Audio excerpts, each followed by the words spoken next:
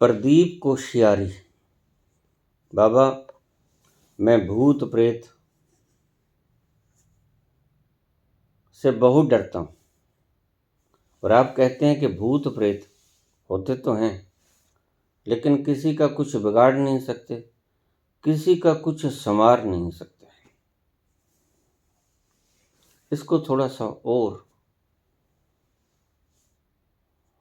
सुंदर शब्दों में गहराई से विस्तृत विवरण देने का कष्ट करेंगे। ये चिराग जैसे लम्हे,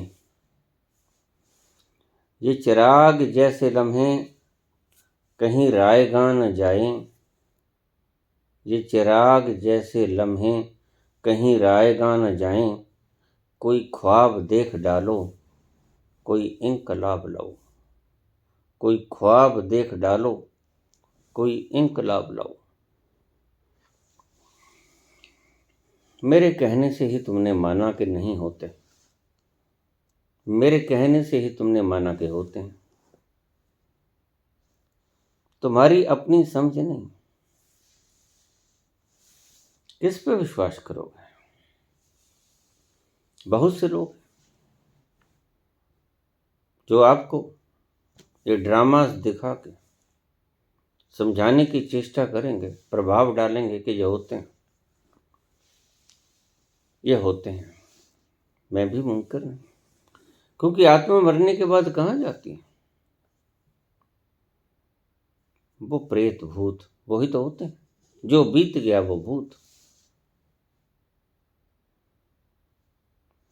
लेकिन किसी का कुछ बिगाड़ नहीं पड़ता। इसको ऐसा समझिएगा, जब वह मनुष्य जो मर गया वह शरीर के भीतर था और किसी से उसका झगड़ा हो गया, और जिससे झगड़ा हुआ वो ताकतवर है, उसे गुस्सा भी आएगा क्योंकि उसे गलत बोला गया, बेइज्जती भी महसूस होगी। वह भीतर ही भीतर तड़पेगा, जलेगा, घृणा भी उपजेगी, कष्ट भी होगा, तकलीफ भी होगी, थर्राएगा भी, कंपेगा भी। ऐसा होगा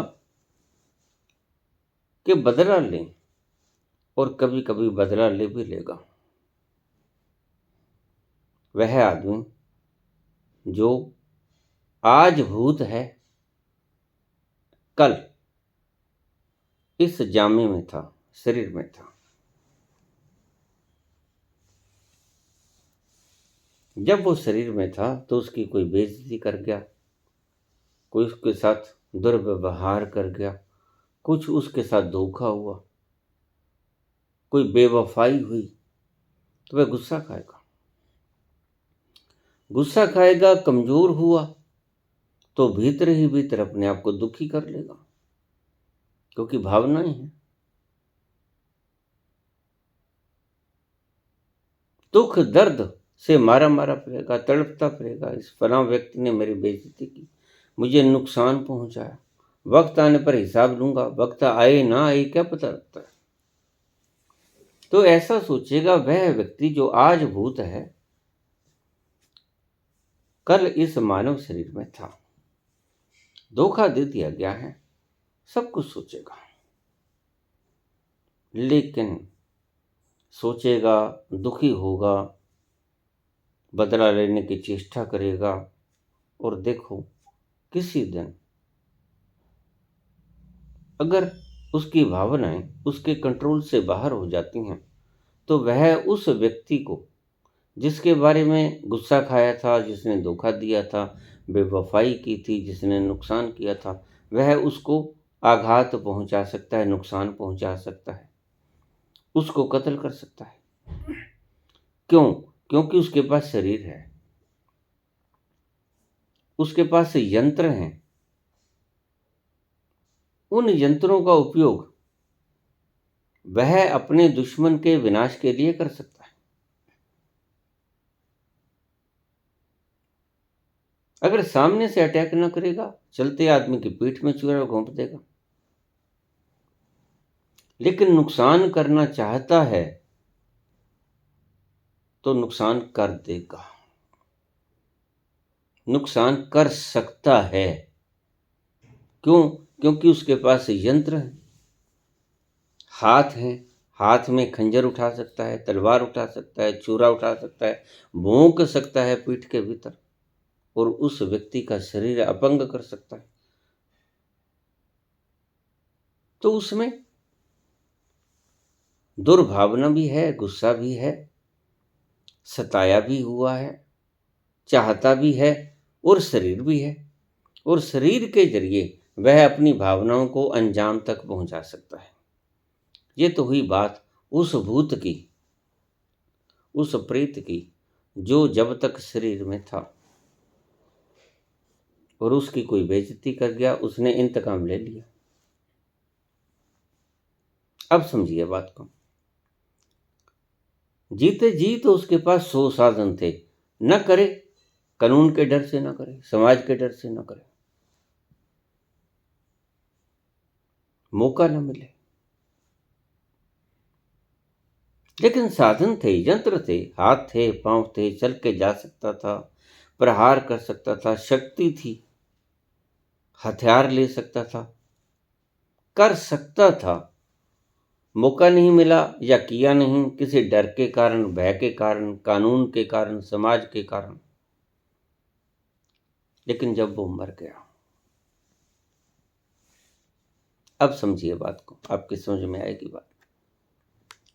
जब वो मर गया तो उसका यंत्र जिसके द्वारा वो बदला ले सकता था, वो यंत्र यहां पड़ा रह गया। वो हाथ नहीं है उसके पास, सूक्ष्म हाथ है, वो उससे कुछ कर नहीं सकता। वो तो मात्र एक आकृति है, डुप्लीकेसी ऑफ बॉडी। हूबहू जैसा शरीर है वैसा सूक्ष्म शरीर है, लेकिन वो इतना शक्तिमान नहीं कि एक बाल को भी उठा ले। ये बात समझना। अब पीछे हमारे पंजाब में सोई हुई महिलाओं के बाल कटने लगे। लोगों ने कहा रात को भूत आते हैं और स्त्रियों के बाल काट के ले जाते हैं। मैंने कहा ये नहीं हो सकता, क्योंकि उनके पास सूक्ष्म शरीर होता है और सूक्ष्म शरीर के पास ताकत नहीं होती, बनावट होती है, आकृति होती है सिर्फ।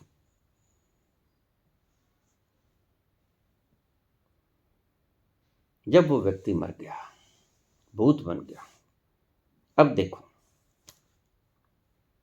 उसको किसी के प्रति द्रोह है, क्रोध है, नफरत है, विद्वेष की भावना है, किसी को मारना काटना चाहता था, वो जीते जी वो आज भी है, क्योंकि मन उसके साथ है, सारी इंद्रियां उसके साथ है, सूक्ष्म सूक्ष्म मन उसके साथ है। स्थूल तो नीचे रह गया, जिसमें स्मृति भरी पड़ी थी वो नीचे रह गया, उसका डुप्लीकेट ऊपर चला गया उसके साथ, सूक्ष्म शरीर के साथ। अब वो किसी से नफरत करता है, अब वो किसी के प्रति क्रोध की भावना रखता है, अब वो किसी से बदला लेना चाहता है। तो एक बात को ध्यान में रखना, हमारे पाखंडियों ने बहुत सी बातें ये फैला रखी हैं गलत। वह चाहता हुआ भी अब शरीर के ना होते हुए आपका कुछ नहीं बिगाड़ पाएगा। क्यों? क्योंकि उसके पास यंत्र ही नहीं। जिस हाथ से छुरा भोंक सकता था, आज हाथ नहीं। जिस पांव से चलकर आपके पास आ सकता था, आज वो पांव नहीं। जिस बुद्धि से प्लान बना सकता था, वो प्लान भी बनाए तो क्रियान्वित करेगा कैसे? क्रियान्वित करने के लिए उसके पास साधन औजार नहीं है, शरीर नहीं है उसके पास। अब वो सूक्ष्म है, स्थूल नहीं है। स्थूल के जरिए तो वो कुछ भी कर सकता था, लेकिन सूक्ष्म के जरिए वो कुछ भी नहीं कर सकता, सिर्फ जल भुन सकता है। अगर किसी के प्रति क्रोध है तो क्रोध में जलता रहेगा, किसी के प्रति घृणा है तो घृणा में जलता रहेगा, किसी से बदला लेने की भावना है तो बदला लेने की भावना में जलता रहेगा, आग में जलता रहेगा। आग का बदला नहीं ले सकेगा, जबकि जीवंत व्यक्ति आग का बदला ले सकता है। भूत जिससे घृणा करता है, चाहता है कि मार दूं, मिटा दूं, लेकिन कर नहीं पाएगा। क्यों नहीं कर पाएगा? क्योंकि जिसके द्वारा विनाश हो सकता है वो उसके पास कोई भी यंत्र विद्यमान नहीं। समझा रहे? कोई यंत्र नहीं है, करे भी तो कैसे करे? भावनाएं हैं, किसी से प्रेम करने की भावनाएं हैं, किसी से बदला लेने की, किसी पे क्रोध करने की, सब है। लेकिन भावनाएं हैं, विचार हैं। लेकिन विचार हैं, विचारों को साकार रूप नहीं दिया जा सकता, भावनाओं को साकार रूप नहीं दिया जा सकता। वो भावनाएं क्रोध की हैं, क्रोध से जलो। कोई भी भावना है, कोई भी विचार है, वो बस विचारों में और भावनाओं में खोया खोया मजबूर चलता फिरता रहेगा, कर कुछ नहीं सकेगा। यही लोगों ने रहस्य की एक भ्रांति का आपको लूटने का औजार बना लिया।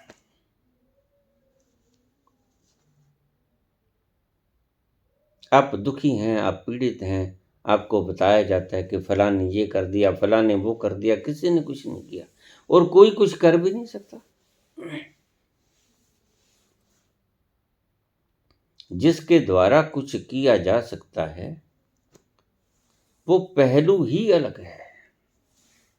यंत्र मंत्र तंत्र का विधान कुछ अलग है। उसका मृत आत्मा से, भूत प्रेत जिन इत्यादि से कोई संबंध नहीं। उसका संबंध सीधा सीधा आपकी संकल्प शक्ति के साथ है। समझना बात को। अगर आप किसी का नुकसान करते हो तंत्र के द्वारा,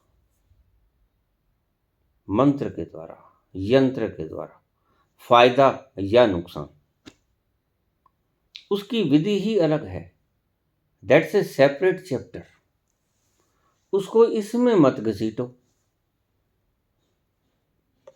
उसे ये मत कहो कि किसी भूत ने, प्रेत ने, किसी चंडाल ने, कोई काली, कोई और अन्य विनाशिक शक्तियां, इन्होंने हमारा कुछ बिगाड़ दिया। नहीं,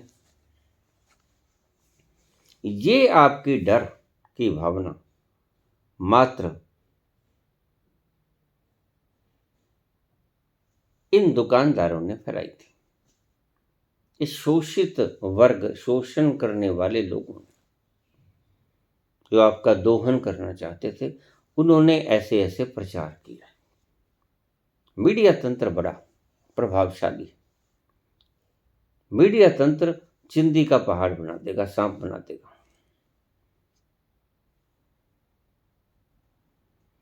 गलत गलत धारणाएं, भावनाएं आपके दिमागों में भरेंगे। कभी किसी को भूत मिला है? जिंदगी में हजारों लाखों लोग, कभी किसी को भूत मिला है? अगर किसी एक आध को मिला है तो उसने कोई नुकसान पहुंचाया है? बताओ। नहीं, ऐसा कभी नहीं होता। प्रेत भूत बिल्कुल होते हैं, क्योंकि फिर आत्मा का अस्तित्व खत्म होता है। अगर आप कहते हैं कि भूत नहीं होता, प्रेत नहीं होता, लेकिन साइंस तो सीधा गल काट देती है। चल, होते हैं। जैसे नास्तिक परमात्मा का गला काट देता है कि परमात्मा होता ही नहीं। ये तो नियम हैं जो आपको साफ दिख जाते हैं, इसलिए आपको लॉ ऑफ ग्रेविटेशन वगैरह सारा मानना पड़ता है। लेकिन इन सत्ताओं को, जिनको आप स्पष्ट से देख भी नहीं पाते, बूझ भी नहीं पाते, तो जो समझ से बाहर हो जाती है वो आप कह देते को ये है ही नहीं, तो ये भी गलत है। जो कह देता है वो हैं लेकिन उनका गुण स्वभाव ऐसा है, वो भी गलत है। वस्तु स्थिति क्या है, वस्तु स्थिति वो प्रकट नहीं करते, क्योंकि जो कहते हैं कि है, उनका कारण है आपको लूटना, आपका दोहन करना। और जो कहते हैं नहीं, उनका अर्थ है आपको भ्रम मुक्त करना। लेकिन ना तो भ्रम मुक्त कर पाते हैं, लूटने वाले लूट ले जाते हैं। असल क्या है ये कोई जान नहीं पाता। सत्य यह है कि प्रेत हैं, भूत हैं, क्योंकि आत्मा है, और आत्मा के दूसरे जन्म भी होते हैं। हम सनातन की बात कर रहे हैं, और सनातन सत्य है, इसके ऊपर मोहर लगते हैं, संतों की मोहर लगी, और उन्होंने, सभी ने, बहुत से लोगों ने अपने पिछले जन्मों का विवरण भी दिया है। सो भूत प्रेत ही वो आत्माएं हैं जो कभी जिंदा शरीर में रहती थी। आज शरीर मर गया है, तुम उसे भूत कह देते हो, प्रेत कह देते हो, डरने लग जाते हो। डरने जैसी कोई बात नहीं, क्योंकि अब वो औजार छिन गया उससे, जिसके द्वारा वो अपनी भावनाओं को साकार रूप दे सकता था। समझते हो बात को? वो प्रेत भूत, इनसे डरने की आवश्यकता नहीं। जिन पिशाच, इनसे डरने की आवश्यकता नहीं। इनके पास औजार नहीं, इनके पास वो शरीर रूपी औजार नहीं है जिससे ये आपका बुरा कर सके या भला कर सके। आम आदमी अगर कोई सड़क पे गिर पड़ा, आपके पास कोई सिद्धि भी नहीं है, कोई रिद्धि भी नहीं है, कोई मंत्र तंत्र भी नहीं है, आम आदमी हो, लेकिन बल तो है। आप जाओगे, उसको अपने हाथों से उठा के खड़ा कर दोगे। कोई चोट फेट लगी तो अस्पताल पहुंचा दोगे। इतना तो कर सकते हो। लेकिन अगर आपके पास शरीर ही नहीं है, और अगर कोई आपके सामने गिर पड़ा है, आप देख रहे हो, लेकिन आप उसको सहारा देकर खड़ा करने में असमर्थ हो, भला भी करना चाहेगा भूत प्रेत तो नहीं कर पाएगा, औजार नहीं। बुरा भी करना चाहेगा भूत प्रेत तो नहीं कर पाएगा, औजार नहीं। और लोग ये हैं कि डर रहे हैं, और डर रहे हैं किस लिए? क्योंकि डराए जा रहे हैं। डराए जा रहे हैं किस लिए? क्योंकि तुम्हारा दोहन करना है, सस्ती कमाई के ये साधन है। तुम्हें मूर्ख बनाओ, तुम्हारी खोपड़ी को गंदगी से भरो, और तुम्हें लूट के चले जाओ।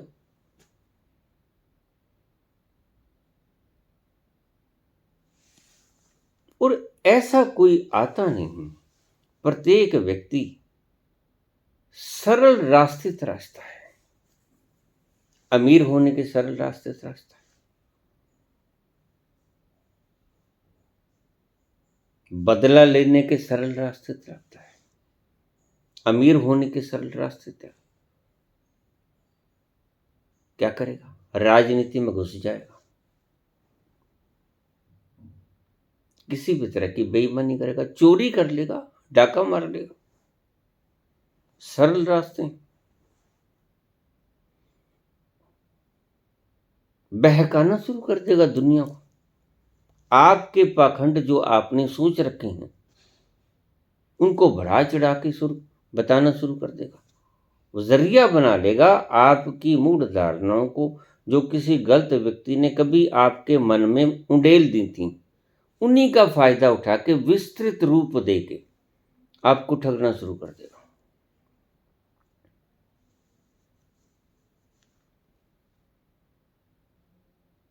पहले मनुष्य आपके मन के भीतर कुछ जहर डालता है, भ्रमों का। फिर उन भ्रमों को और ज्यादा भ्रमण फैलाया जाता है, और उनको फैला के आपको लूटा जाता है। फिर कोई और हो जाता है, वो उससे भी ज्यादा फैलाता है, वो उसको विकृत रूप दे देता है, मोड़ दे देता है, ऐसा ही कुछ चल रहा है इस दुनिया के भीतर, और ये सभी धर्मों में है। कोई एक धर्म में हो ऐसा कुछ नहीं। लेकिन असलियत क्या है? असलियत यही है कि भूत प्रेत होते तो हैं, आत्मा अमर है, आत्मा कहीं नहीं जाती। भूत प्रेत होते तो हैं, लेकिन आपको नुकसान या आपको फायदा वो पहुंचा नहीं सकते चाहते हुए भी। ये जो आप मृत व्यक्तियों को पूजते हो, श्राद्ध करते हो, ये बकवास है। आप अपने बुजुर्गों के ऋणी, उनकी याद में आंसू बहाओ और उसकी याद में आंसू बहा के उनके नाम पर पुण्य आदि करो, ये बात अलग है। और आप मृत व्यक्तियों के डर के कारण उनका श्राद्ध करो, ये बात अलग है।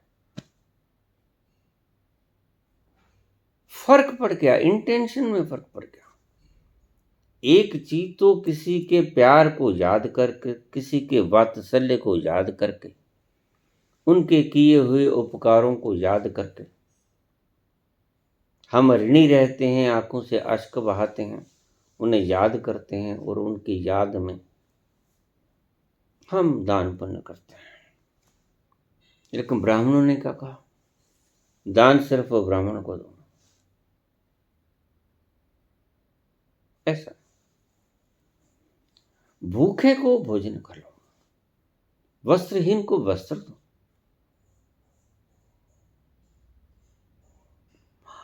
आश्रयहीन को आश्रय दो, यह है पुण्य।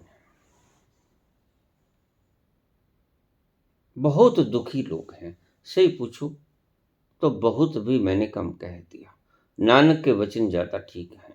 नानक दुखिया सब संसार। तो आप किसी की भी सहायता कर सकते हो जो दुखी है, जो जरूरतमंद है। जरूरी नहीं कि वो ब्राह्मण हो। श्राद्ध शब्द श्रद्धा से बना था। श्रद्धा का जो पिछला एक मात्रा था आ का, वो श्रेय के ऊपर लगा दिया गया। श्राद्ध, श्रद्धा, इतना से फर्क पड़ा। श्राद्ध एक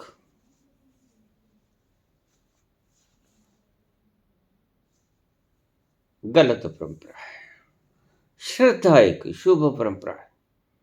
आपको दिवंगत आत्माओं को श्रद्धा याद करना, उनके उपकार, उनके काम, उनके आपके ऊपर उनके वात्सल्य, बड़े हैं या छोटे हैं, छोटे हैं तो उनका प्यार, उनका स्नेह, उनकी आज्ञाकारिता या उनके कर्म याद करके आप दुखी होते हो, रोते हो, अश्क बहाते हो।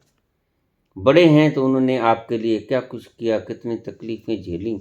आप बीमार हुए, रातों रात तो जागे, कितना कुछ नहीं किया उन्होंने आपके लिए। तो उनके कुछ करने के कारण आज आप इस जगह पे आए। उसको याद करने का नाम था श्रद्धा। और उसको याद करने के जिस दिन आप श्राद्ध करते हो, असल में वो तारीख नहीं होती जिस दिन उनका स्वर्गवास होता है। बस आप तिथि को ले लेते हो, तो आप किसी दिन भी याद कर सकते हो। लेकिन ब्राह्मणों ने भ्रम बना दिया कि इस तिथि को ही उनका श्राद्ध होना चाहिए, ये भ्रम हो गया। अब दान करने में भी लोग मुहूर्त निकालने लगे हैं।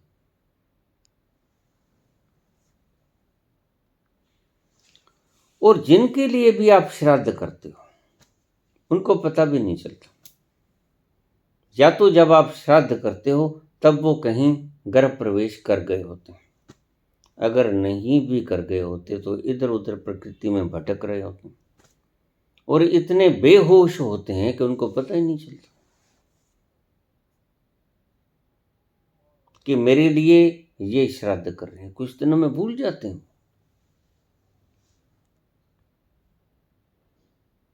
जिनके लिए आप श्राद्ध करते हो, मेरी दृष्टि में 99% लोग गर्भधारण प्रकृति उन्हें करवा देती है, लेकिन मैंने कम बताया। कुछ एक्सेप्शनल केसेस को छोड़कर मैं कहूंगा 100% लोग ही गर्भधारण कर लेते हैं। कुछ लोग हैं जो यहां फिर रहे हैं, उनको कुछ मान्यताओं के कारण ज्यादा शरीर आपने खत्म नहीं किया, उनका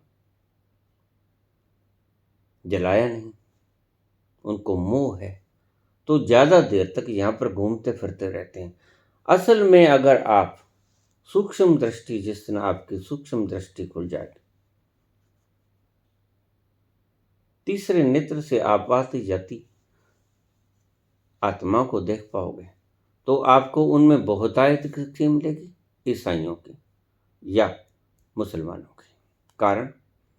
कारण दफन है, उनका ओरिजिन यहां पर विद्यमान है, मूल शरीर जिससे हम प्रेम करते हैं। सूक्ष्म से तो तुम कभी प्रेम करते हो? स्थूल शरीर को तुमने अपना आपा माना था किसी वक्त, और उसी संस्कार को आज लिए फिरते हो, और वो संस्कार का जो ओरिजिनेट है, मूल रूप, वो दफन पड़ा है किसी कब्र में। उसके साथ मोह आपका टूटा नहीं, इसलिए इनका मोह नहीं टूटता, तो वो उसके इर्द गिर्द ही मंडराते रहते हैं। आपको ज्यादातर परसेंटेज इन धर्मों की मिलेगी जो कि अपने मृत व्यक्तियों को दफन कर देते हैं, जो जला देते हैं। उनकी बहुतायत तो बहुत कम मिलेगी आपको, और आप उनके लिए श्राद्ध करते हो। मुसलमान श्राद्ध नहीं करते, करना उनको चाहिए। ईसाई श्राद्ध नहीं करते, क्योंकि उनकी आत्माएं ज्यादा देर तक भ्रमण करती हैं इस यूनिवर्स में। हिंदू धर्म की मान्यताओं के अनुसार जब उसका शरीर जला दिया गया, उसका मोह भंग हो गया, और फिर जो रहती कूती अवशेष हैं, जिसे हम फूल कहते हैं, वो गंगा जी में प्रवाहित कर दिए, या किसी और नदी में प्रवाहित कर दिए, या किसी सरोवर में प्रवाहित कर दिए, तो मोह खत्म हो जाता है। फिर वो लाचार होकर, जब लाचार हो जाता है, तो प्रकृति उसे गर्भ उपलब्ध करवा देती है। तो मैंने कहा कि 99.99 समझ लो आप, इतने प्रतिशत लोग मरने के बाद कुछ ही दिनों में नया गर्भ धारण कर लेते हैं, क्योंकि वो इतने बेहोश होते हैं कि खुद से गर्भ धारण भी नहीं कर पाते। प्रकृति ही उनके लिए उपयुक्त, उनके कर्मों के हिसाब से व्यवस्था बनाती है कि ये गर्भ चलो।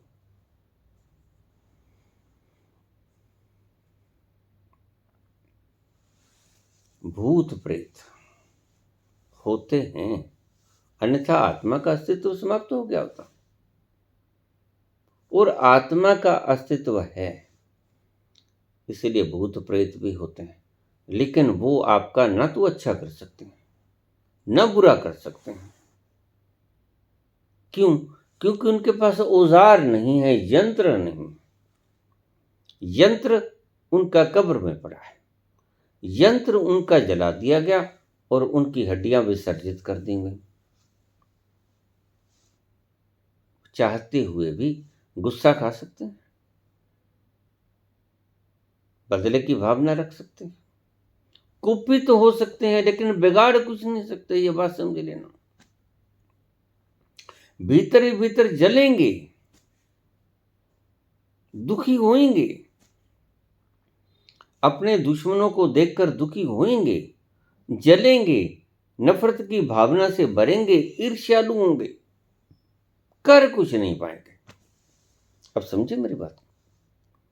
जैसे वह व्यक्ति जो कमजोर है और किसी बली व्यक्ति ने उसके साथ मार काट की, कोई धक्का किया, कोई बेवफाई की, कोई उसका सामान लूट लिया, कोई उसकी बेइज्जती कर दी, कोई मर्यादा विरुद्ध ऐसा काम किया, कोई उसका कुछ छीन लिया, तो वह क्या करेगा? अगर बली है तो जो निर्बल है वह बली के उन अत्याचारों को सोच सोच के दुखी होता रहेगा, कर कुछ नहीं पाएगा।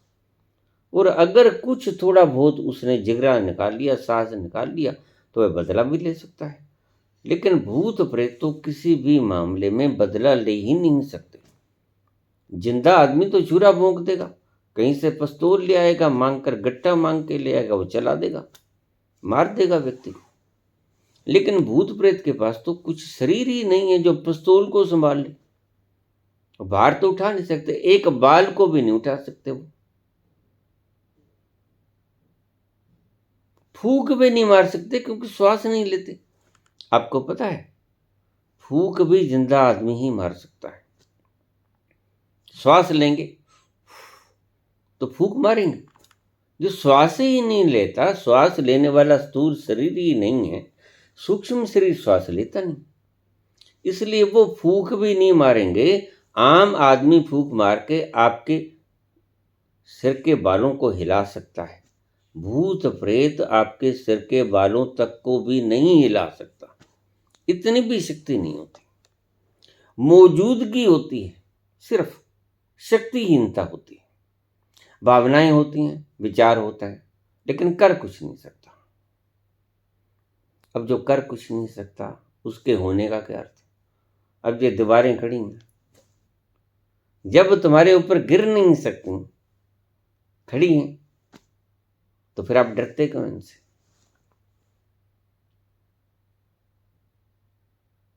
जो कुछ कर नहीं सकता उनकी मौजूदगी है, मौजूदगी तो इन दीवारों की भी है, मौजूदगी तो तलवारों की भी है, मौजूदगी तो पिस्तौलों की भी है, लेकिन वो स्वतः से थोड़ी चल पड़ती हैं, उनको चलाने वाला चाहिए ना। इसी तरह भूत प्रेत यह तो आत्मा का अस्तित्व है, होते हैं, लेकिन आपका ना अच्छा कर सकते हैं चाहते हुए भी, ना बुरा कर सकते हैं चाहते हुए भी। इनसे डरने की कोई आवश्यकता नहीं।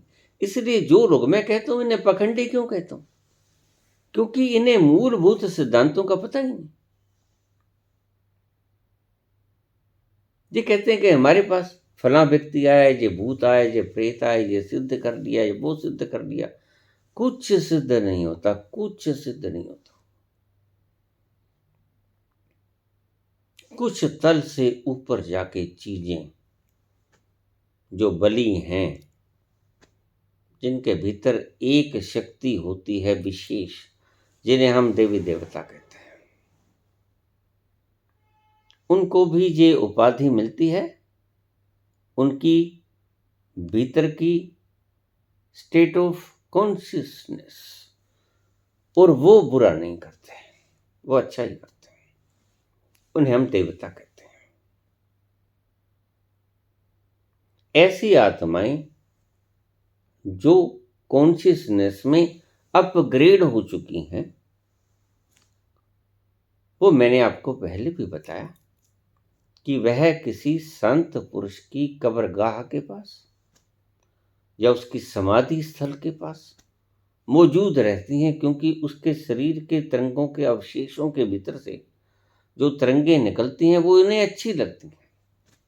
जैसे हमें उद्यान अच्छा लगता है, खुशबू होती है वहाँ, हम सैर करने जाते हैं वहाँ पर, ऐसे ही इन रूहों को ऐसे व्यक्ति की कब्र या ऐसे व्यक्ति का समाधि अच्छा लगता है, उसके आसपास ही भ्रमण करते हैं, और ये शुद्ध आत्माएं होती हैं। अशुद्ध आत्माएं तो वहाँ जाती ही नहीं। तो शुद्ध आत्माएं अगर वहाँ रहती हैं और आप वहाँ जाके कोई मन्नत, मैं आपको इसकी भीतर की इंटरनल इसकी प्रोसेस बताता हूँ कि क्या होता है। जब आप जाकर वहाँ मस्तक नवाते हो, अपनी दुख और पीड़ा का व्याख्यान करते हो, तो यह भी कर तो कुछ नहीं सकती, लेकिन वो संकल्पिक पावर रखती हैं।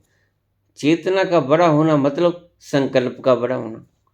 वो संकल्प से आपको मार्गदर्शन कर देंगे।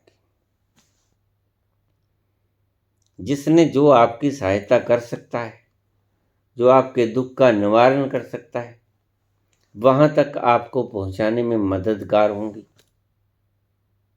वह थोड़ा प्रक्षेपण करने के योग्य भी होती हैं।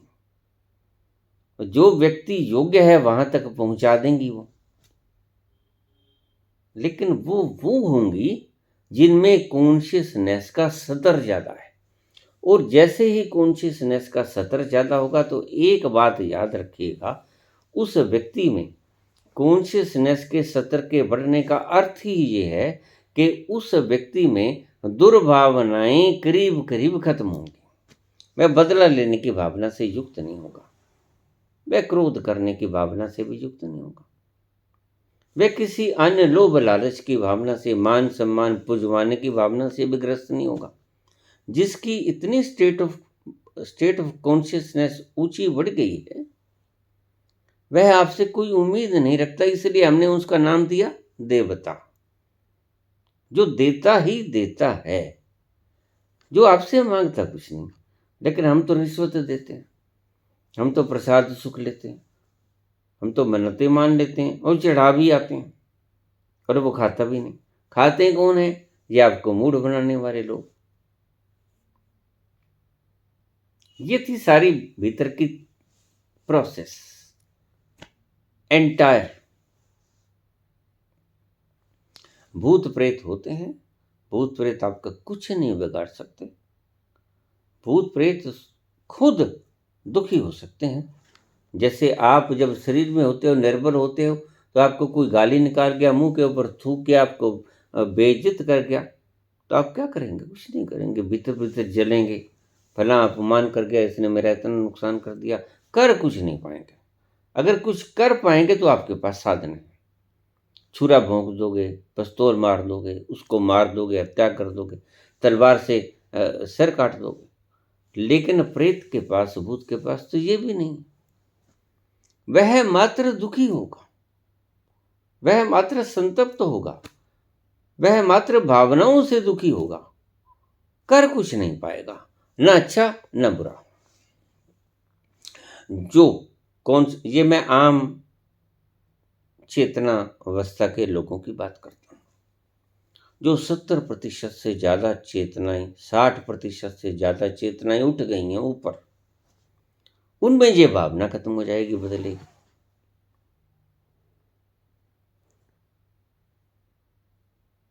उनके भीतर बदले की भावना, किसी को नुकसान पहुंचाने की भावना, उनके भीतर क्या होगा? क्षमा। उनके भीतर क्या होगा? उनके भीतर वैराग्य होगा, उनके भीतर आपके प्रति सहानुभूति होगी। ऐसी शुद्ध शुद्ध भावनाएं होंगी उनके प्रति। इसलिए वो आपका बुरा कर सकेंगी नहीं, करने की उनकी इच्छा ही नहीं होगी। उनका कॉन्शियसनेस लेवल ही इतना ऊंचा है, वो इतनी शुद्ध बातों में कोई रुचि नहीं रखेंगी। भूत प्रेत कुछ करने में असमर्थ होंगे। नफरत, क्रोध की ज्वालाओं में खुद दहक सकते हैं। निम्न स्तर की आत्माएं, चेतनाएं, और जो ऊंची चेतनाएं हो गई 60-70% से ज्यादा, उनके भीतर ये भावना मिट जाएगी बदला लेने की। कलुषित भावनाएं समाप्त हो जाएंगी, बदला लेने की, इसको नुकसान पहुंचाने की, इसने मुझे ऐसा नुकसान किया था। इसलिए आप भूत प्रेत से डरते हो, क्योंकि आपको डराया गया है। ऐसा कुछ भी नहीं होता। हैं, सभी हैं, इनकार नहीं किया जा सकता, मुनकिर नहीं किया जा सकता। लेकिन जिस बात से आप डरते हो, मैं उसका समाधान आपको दे रहा हूं। हैं, लेकिन इनका होना आपको क्या कहता है? ये दीवारें खड़ी हैं, ये सारा आसमान भरा पड़ा है, आपको क्या कहती हैं? कुछ नहीं कहती। अस्तित्व है मात्र इनका, ये आपका कुछ बिगाड़ते तो है ही नहीं।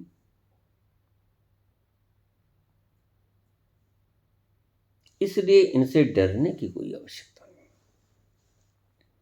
श्राद्ध करना है, श्रद्धा के कारण बिल्कुल करो, करना बनता है, तुम्हारा दायित्व है। डर के मारे मत करो, भय के कारण मत करो, और श्राद्ध किसी दिन भी कर सकते हो।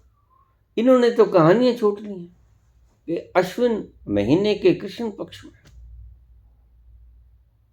15 दिन ऐसे आते हैं, जबकि इनको पितृलोक को खुला छोड़ दिया जाता है, पितृलोक नीचे आ जाते हैं। भाई ऐसा भी क्या बंधन हुआ? वो तो फिर बंधन हुआ, लोक तो ना हुआ। तब तक तो वो बंधी रहती हैं आत्मा, और उसके बाद नीचे आती हैं, तब उनको खाना भी दो, भोजन भी दो, वस्त्र भी दो, पाँव के भीतर जूती भी दो पहनने के, सिर के ऊपर मुक्का भी दो, फिर यज्ञोपवीत भी दो। अरे भी पहनेंगी कैसे? वो जो पहनता था वो शरीर तो यहाँ जला दिया हमने।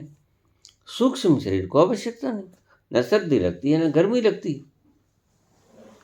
तो ये सब चीजें जो बनाई गई थी फार्मूलेस, ये आपका शोषण करने के लिए बनाई गई थी। अगर बड़ी सुंदर है, अगर आप अपने बुजुर्गों को याद करके श्रद्धा पूर्वक नमन करते हुए श्राद्ध करते हो, शुभ है, बहुत शुभ है। आपने अपने पुरखों को नमन किया, उनका शुक्राना अदा किया कि वो हमारे लिए रात भर जागे, दिन भर उन्होंने मेहनत की, हमारे लिए वो इतना अच्छा कारनामा कर गए जिसके कारण आज हम इस दशा में खड़े हैं, इस पोजीशन में खड़े।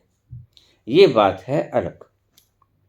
और उनसे डर कर श्राद्ध कर देना, ब्राह्मणों के वाक्यों को पढ़कर, इन पुराणों को पढ़कर श्राद्ध कर देना, ये है मूढ़ता। तो ये मूढ़ता के पीछे लगे तो ये लोग रोज नए नए फार्मूलाज ईजाद करके आपको लूटने की कवायद को बढ़ाते ही रहेंगे। तो इसका बेस काट दो। जो चला गया वह नया गर्भ लेगा कि आपको तंग करता रहेगा, उसका बस यही काम रहेगा? नहीं, प्रत्येक व्यक्ति अपनी यात्रा पे चला हुआ है।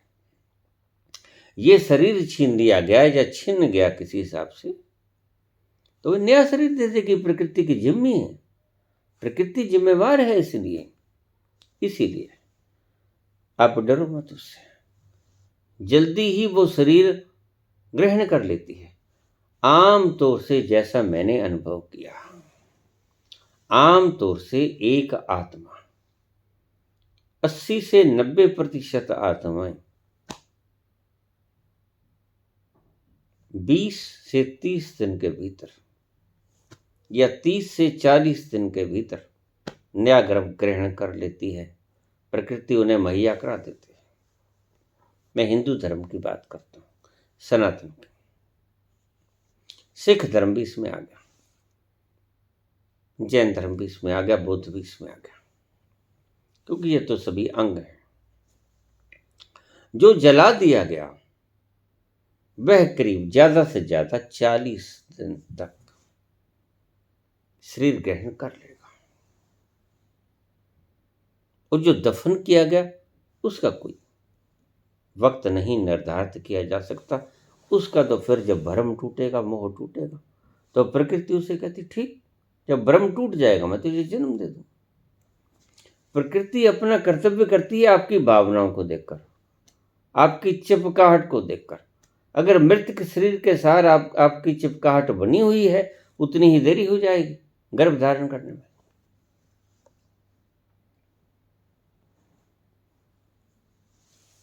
सभी आत्माएं अपनी अपनी यात्राएं पर निकली हुई हैं, आपको तंग करने के लिए, आपसे बदला लेने के लिए, आपसे विद्रोह करने के लिए नहीं बैठी हैं वो। अगर ये घर उनसे छीन दिया गया है तो वह आसमान में नहीं फिरती रहेंगी आपसे बदला लेने के लिए। उनका अपना पड़ाव अगला शुरू हो गया, और प्रकृति उन्हें अगला शरीर मुहैया कराएगी, अगला घर मुहैया कराएगी। पहली बात, जिनका आप श्राद्ध करते हो उन्हें पता ही नहीं होता, और वो होते ही नहीं। 20 दिन के बाद तो पक्का ही है कि वो नहीं होते।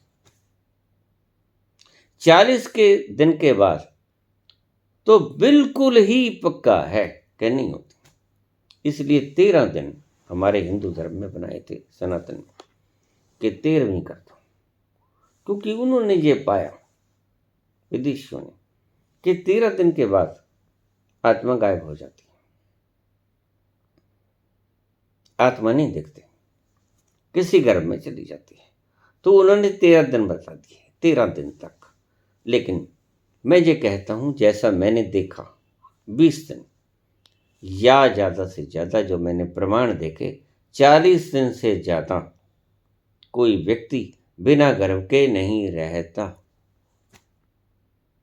सनातन की बात कर रहा हूँ, क्योंकि 40 दिन से पहले पहले उसका भ्रम टूट जाता है और वह वैराग्य खा जाता है कि छोड़ो इस गले सड़े शरीर को, और ये मिटा दिया गया, जला दिया गया, हड्डियां फेंक दी गई, कोई अंश बाकी ही नहीं, क्या करें।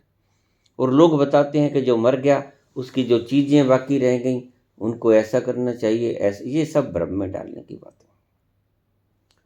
जब उसका मोह ही भंग हो गया, जो मुख्य शरीर था जिसके ऊपर वो कपड़ा धारण करता था वो ही नहीं रहा, तो कपड़ों से कैसा मोह रखेगा। तो सब आपको बहकाने की बातें हैं, भ्रम में डालने की बातें हैं। इन लोगों ने देखा बेखा कुछ नहीं, सिर्फ दिमाग की खोपड़ी की खुजलाहट है। 40 दिन तक ज़्यादा से ज़्यादा मेरी दृष्टि में जो मैंने अब तक प्रमाण देखे, आत्मा शरीर ग्रहण कर लेती है नया, और कम से कम जैसा हमने कहा 13 दिन। कुछ ऐसी भी आत्माएं होती हैं जिनकी चिपकाहट बहुत जल्दी टूट जाती है, हम रस्म चौथा भी कर लेते हैं, वो ज़्यादा सेंसिटिव होती हैं। चौथे दिन क्या, वो तो शरीर में रहते हुए ही चिपकाहटों को ख़त्म कर देती हैं, उसके लिए रस्म चौथा मनाना भी गलत है। वो तो शरीर में रहते हुए भी शरीर से विदेह हो जाएंगे, वो तो भूल ही जाएंगे, हमारा मकान था छोड़ दिया, ठीक।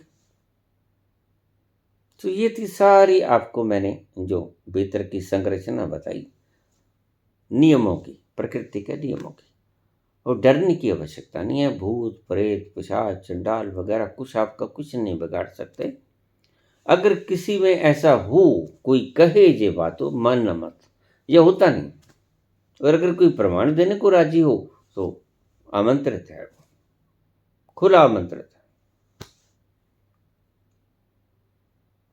मैंने अभी कल ही एक वीडियो डाली थी कि अगर तो बाबा ये जो धाम वाले हैं कोई भी है, अगर तो इन्होंने दिखाना है चमत्कार, तो ईंट रख देता हूँ 3 किलो की, उसको हिला के दिखा दें 1 इंच, 1 इंच 3 किलो की ईंट को अगर चमत्कार दिखाना है तो जैसे ये दिखा रहे हैं, अगर चमत्कार ही दिखाना है तो आपके ढंग से नहीं चलेंगे चमत्कार, हमारे ढंग से चमत्कार चलेंगे। इस 3 किलो की ईंट को आप 1 इंच खिसका दो।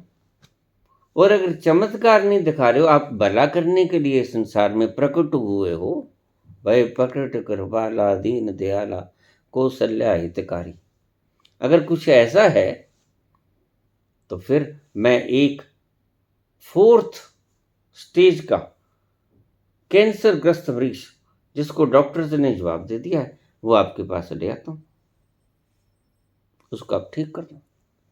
दोनों में से जिस भी वृत्ति के कारण आप ये कुछ कर रहे हो, ड्रामा, लाखों लोगों का समूह जमावड़ा इकट्ठा कर रहे हो, अगर तो आप चमत्कार दिखाने की नीयत से आए हो तो चमत्कार हमें हमारे हिसाब से दिखाओ, तुम्हारे हिसाब से नहीं देखेंगे हम चमत्कार। ये तो जादूगरी होगी, जादूगर अपने हिसाब से दिखाता है। जादूगर जो जादूगरी दिखाता है वो दिखाता है अपने हिसाब से, उसे हम चमत्कार नहीं मानते। चमत्कार दिखाना है तो इस ईंट को हिला के दिखा दो। और अगर आपके भीतर इतनी करुणा उपजी है, लोगों का कल्याण करने के लिए आए हो, लोग कल्याण के लिए, लोग भलाई के लिए आए हो, तो फिर भाई ऐसा करो, मैं कैंसर का पेशेंट ले आता हूँ, उसको ठीक कर दो। तुम ऐसा ही कर लो, ज़्यादा छोड़ो। एक अति दर्द से ग्रस्त व्यक्ति आपके पास मैं ले आता हूँ, जो अति दर्द से ग्रस्त है, सुनिए मेरी बात को, जो अति दर्द से ग्रस्त है ऐसा व्यक्ति मैं आपके पास से ले आता हूँ। उसका कोई ताज़ा एक्सीडेंट हुआ है, बहुत दर्द है, आपके पास ले आता हूँ, आप उस दर्द का निवारण कर दीजिए, किसी भी बाबा को बुलाइए, हनुमान जी को बुलाइए, शंकर जी को बुलाइए या और किसी को बुलाइए। आप इन चैलेंजों में से किसी भी चैलेंज को स्वीकार कर सकते हो। दर्द जो मामूली एक डेक्लोफेनिक, ट्रेमाडोल, फोर्टविन, नॉर्फिन, मॉर्फिन जैसी चीजें दर्द निवारक हैं जो कि वैज्ञानिकों ने खोज ली हैं। आप यही काम करके दिखा दो, हमें चमत्कार समझ लेंगे इसका, हम इसको ही चमत्कार समझ लेंगे। लेकिन कुछ दिखाओ तो। ये अपने ढंग से लिख दिया, ये तो बड़े प्रश्न चिन्ह उठाता है, इसलिए तो इतनी बकवास हो रही है इन चैनलों में। ये प्रश्न चिन्ह उठाता है और इसका हल नहीं मिलेगा, इसका हल नहीं मिलेगा। इसके ऊपर मगज खपाई करने का कोई अर्थ नहीं। सीधी सीधी बातें सीधे सीधे ढंग से सॉल्व होनी चाहिए। किसी के दर्द को ठीक कर दो, किसी की बीमारी को ठीक कर दो। ये तो हो गया उपकार।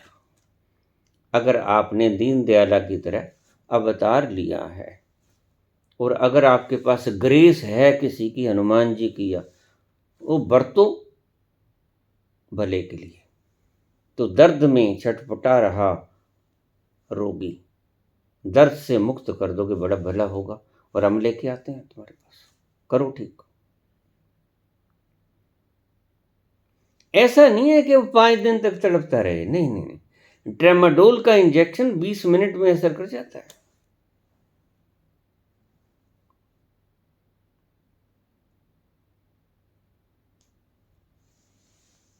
या इस ईंट को हिला के दिखा दो, अगर चमत्कार ही दिखाना है, भला करना है तो कैंसर का मरीज ठीक कर दो।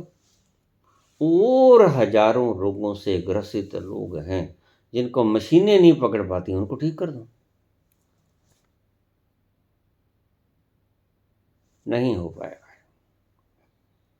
अगर कोई व्यक्ति ठीक होता है जिनको आप प्रमाण के रूप में पेश करते हो, वो they are not authentic persons, हम उनको मान्यता देते हैं। मान्यता मिलेगी सिर्फ वो जो वास्तव में ऑथेंटिसिटी होगी। या तो मानो कि यह एक विद्या है, बात खत्म हो जाए, सुहानी शाह की तरह और सभी जो माइंड रीडर्स हैं। अगर कहते हो कि नहीं ये ग्रेस है परमात्मा, तो ग्रेस तो बड़ी ऊंची बात है, ग्रेस तो बहुत ऊंची बात है। ग्रेस तो फिर परमात्मा तक भी ले जाती है। कर्मी आवे कपड़ा, नदरी मोख द्वार। नदर जिसे हम ग्रेस कहते हैं, उससे तो मुक्ति का दरवाजा खुल जाता है। ऐसे भ्रमित मत करो लोगों को, ये पाखंड मत खिलाओ। पहले ही हिंदुस्तान के सनातन धर्मियों में बहुत से पाखंड गंदगी दिमाग में भरी पड़ी है, और भरने की चेष्टा मत करो। ये गुनाह पहले ही बहुत हो गया है। कुछ किसी ने फैलाया, कुछ भागवत सप्ताह वालों ने फैलाया, कुछ पुराणों ने वेदव्यास जी हमें सौंप गए, कुछ ये गप्पे शप्पे तुलसीदास जी ठोक गए।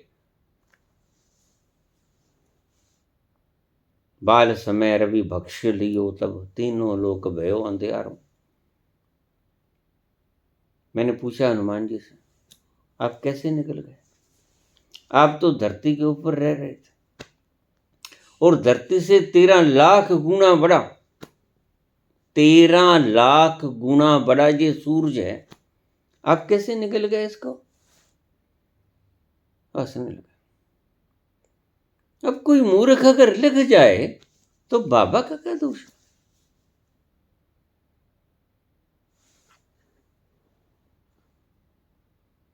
ऐसा मूर्ख बनाने की चेष्टा मत करो। बौद्धिक पुरुष, प्रज्ञावान पुरुष, अनुभवी पुरुष आपके इन जादुई चमत्कारों को मान्यता नहीं देने वाला। अपने अपने ढंग से आपको चैलेंज कर रहे हैं लोग। लेकिन सीधे से मैंने तो 2-3 बातें बताई हैं, जैसे ग्रामीण लोग बताते हैं, ईंट को हिला दो भाई। जैसे उस सेठू नाई को कहा था प्रभु नाई, भाई हनुमान जी आगो कल सट्टा किया आवेगा, बता दो भाई, कुछ कल्याण हो जाएगा। तो ये बात मत कहो कि हम सट्टा नहीं बताते, हम ये नहीं बताते, तो मत बताओ। करुणा के लिए आए हो तो कैंसर को ठीक कर दो, ये तो सट्टा नहीं है।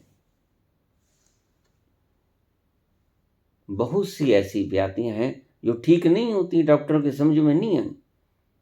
उस विधि के विधान का कोई लेखा जोखा नहीं है, कोई पार नहीं पा पाया, तो आप ठीक कर दो। हनुमान जी क्या नहीं कर सकते? तुलसीदास ने हनुमान बाहुक में आखिर में एक शब्द लिखा है, बड़ा प्यारा है, बड़ा प्यारा भी है, और उनका प्यार भी दर्शाता है उनके प्रति, और उनका कर्तव्य ही नहीं, उनका अधिकार जताता है इन शब्दों में, हनुमान बाहुक में। वो क्या कहते हैं आखिर में, क्या कहते हैं? कहें हनुमान सो, हनुमान जी से कहता हूं, सुजान राम राय सो, भगवान राम से कहता हूं, शंकर निधान कृपा निधान शंकर सो, कृपा के खजाने शंकर से कहता हूं।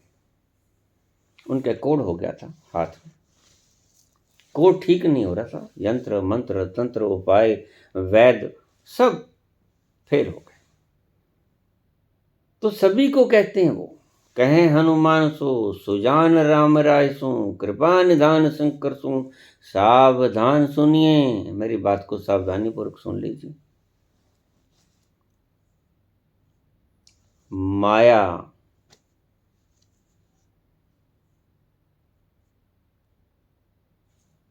माया जीव काल के कर्म के सुभाय के, करैया राम वेद कहे, साची मन गुणी।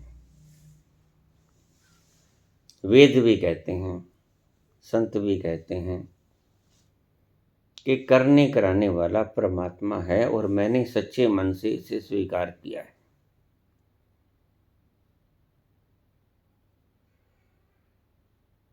तुम ते कहा न होए, हा सो बुझैया मोही। ये मेरे कोढ़ हो गया है, और तुम क्या नहीं कर सकते मुझे बता दो। तुम ते कहा न होए, हा सो बुझैया मोही। आगे शब्द बड़े प्यारे लिखे उन्होंने, हूं रहूं मौन, मैं बयो सो जानी लूनी। अगर तुम कृपा नहीं कर सकते, तुमसे कुछ नहीं हो सकता, तो मुझे स्पष्ट स्पष्ट कह दो, फिर मैं समझूंगा कि मैंने जैसे बीजा है वैसे काट रहा हूं। तुम ते कहा न होए, हा सो बुझैये मोही, हूं रहूं मौन में, बयो सो जानी लूनिए। जैसे मैंने बोया वैसे ही मैं काट रहा हूं। तो कृपा तो वो होती है जो जैसा बोया वो काटना ना पड़े, तो काटो आप उसको काटो, विनष्ट करो उन कर्मों को, बुलाओ अपनी कृपा करने वाले इष्ट को, बुलाओ।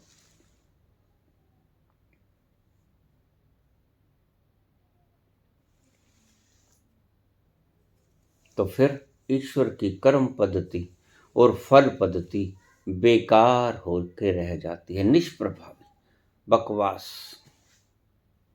कृपा होती है, उसके ढंग निराले हैं।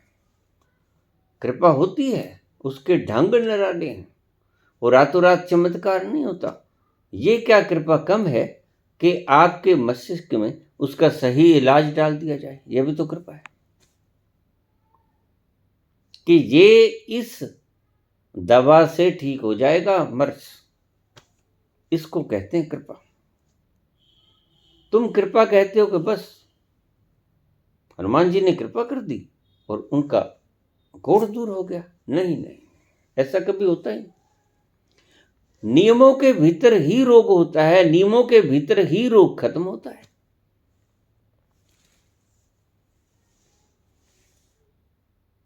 अमेरिका के भीतर एक व्यक्ति हुआ, एडगर कैसी।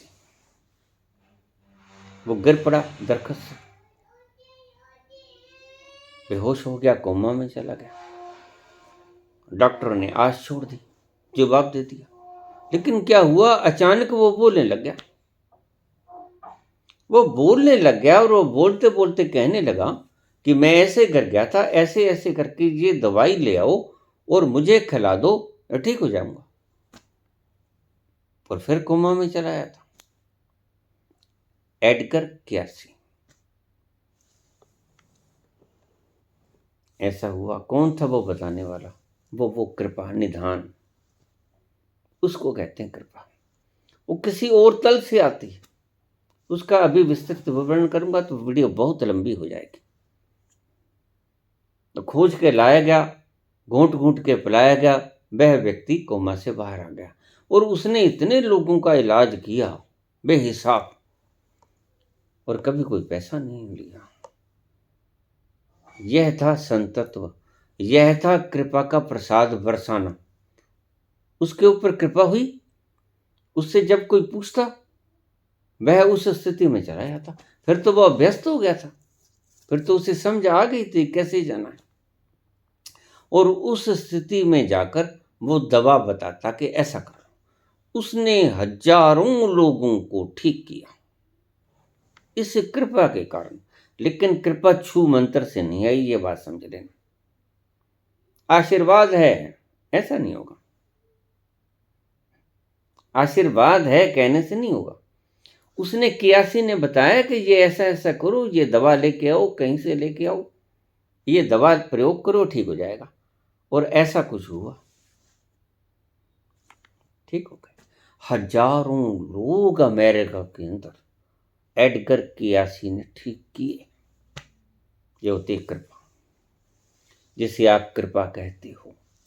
मार्गदर्शन सबसे बड़ी कृपा है। और एडगर कियासी के द्वारा परमात्मा ने मार्गदर्शन किया, कृपा की। ये नहीं कि आप बैठे स्तुति कर लोगे, हनुमान चालीसा पढ़ लोगे, इससे वो ठीक हो जाएगा, नहीं। वो आपको मार्गदर्शन करेगा।